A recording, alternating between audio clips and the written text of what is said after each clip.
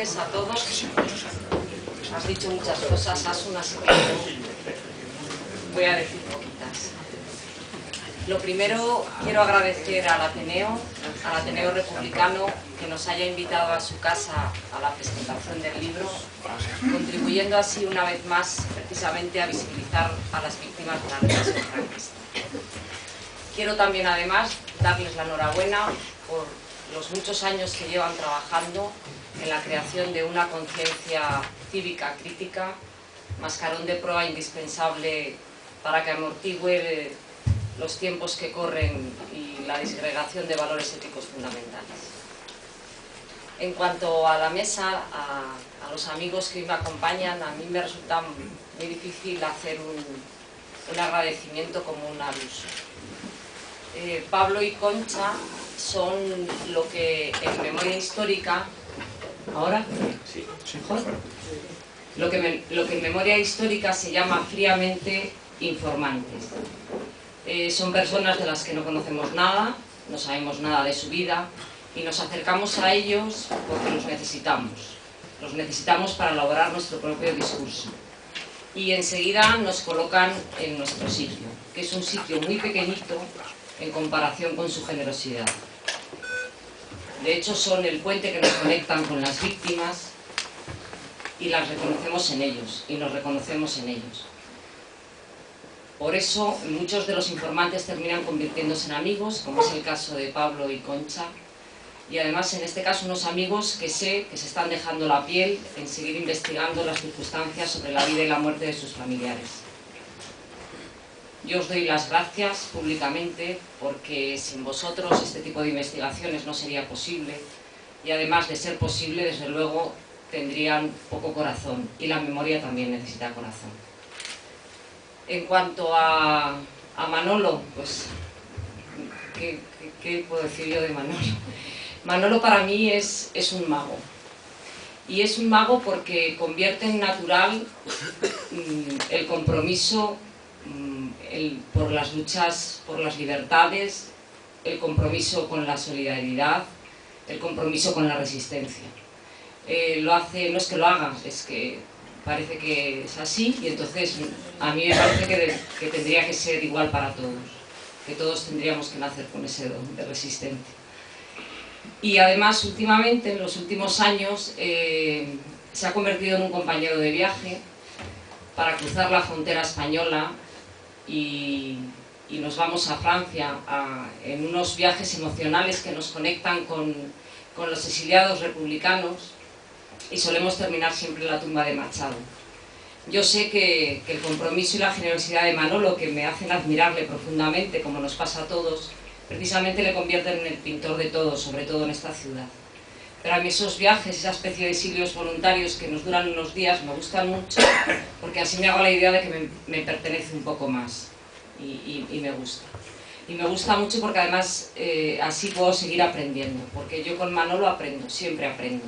De hecho, para mí Manolo es una especie de maestro republicano. Y con respecto a Asun,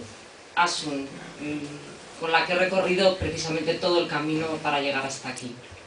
Sin ella este libro no hubiese sido posible ni material ni emocionalmente. Llevamos juntas muchos años y aunque a veces la vida nos separa por esos cambios de rasante que cada una tomamos, al final siempre volvemos a encontrarnos, volvemos a darnos un abrazo y seguimos caminando juntas. Y eso espero que siga siendo así siempre. El libro tiene muchas más deudas emocionales que no voy a identificar aquí, porque la mayoría además saben quiénes son, y muchos estáis aquí presentes. Pero sí que hay deudas especiales que quiero señalar, porque son personas que han contribuido especialmente a que este trabajo haya salido adelante. Personas como Miriam y Patri, del colectivo Contra el Olvido, personas como Mar Casado y Paco Redondo, que están aquí presentes, de nuestra época de la RMH de Valladolid, personas como Antonio Martín, que me acompañó durante muchísimos años a los archivos, y sobre todo José Mariano Rodríguez Rico, que no ha podido llegar porque vive fuera en la actualidad. Está aquí, ¿eh? ¿Ha venido? ¿Dónde estás? Ah, hola. Y pues a Josema, a mi hermano del alma, quería hacerle una mención especial, no solo por lo que ha contribuido a que este libro sea una realidad, sino a su trabajo y a su aportación generosa y entregada al movimiento memorialista de esta ciudad y también de Palencia. Con respecto al libro, voy a señalar y ir puntualizando algunas de las cosas que ha dicho Asun, sobre todo con imágenes, y tampoco me quiero alargar mucho. Sí que quiero contaros cómo nace este libro, cómo se gesta. Cuando yo trabajaba en la editorial Ámbito, publicamos en 1997 el libro de Francisco Morente, La depuración del Magisterio Nacional. A mí me impactó profundamente ese libro. Me di cuenta que desconocía todo sobre la represión franquista y por supuesto no tenía ni idea del carácter de la depuración de los docentes. Recuerdo además que en ese libro pusimos en la portada una foto de mi madre en el colegio de pequeña y del padre de mi maestro, de Julio Valdeón, de su padre, Julio Valdeón Díez, un maestro asesinado. Además, esta mención especial hacia Julio quería hacerla hoy aquí. Pusimos esas fotos por algo formal, quiero decir, no había otra implicación, nos parecían bien para la portada.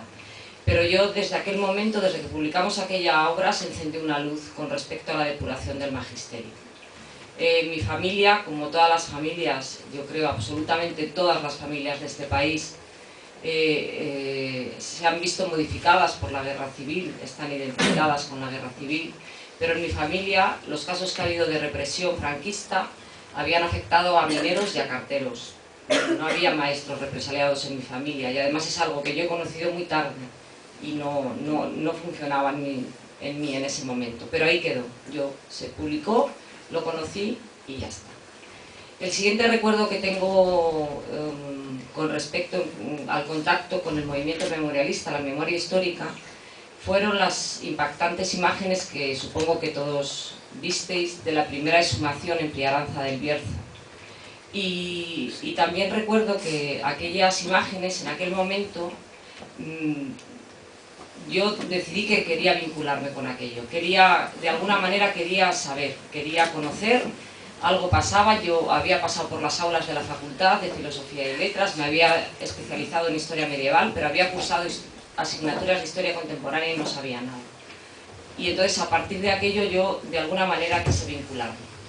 Una vez más de la mano de Asun, que fue quien hizo todo para que la memoria y el movimiento memorialista naciera en Valladolid, me vinculé a la asociación en octubre del 2002 y entonces primero lo hice como voluntaria durante muchos años y después de una manera un poco más profesional realizando trabajos específicos sobre la depuración en la provincia de Valladolid.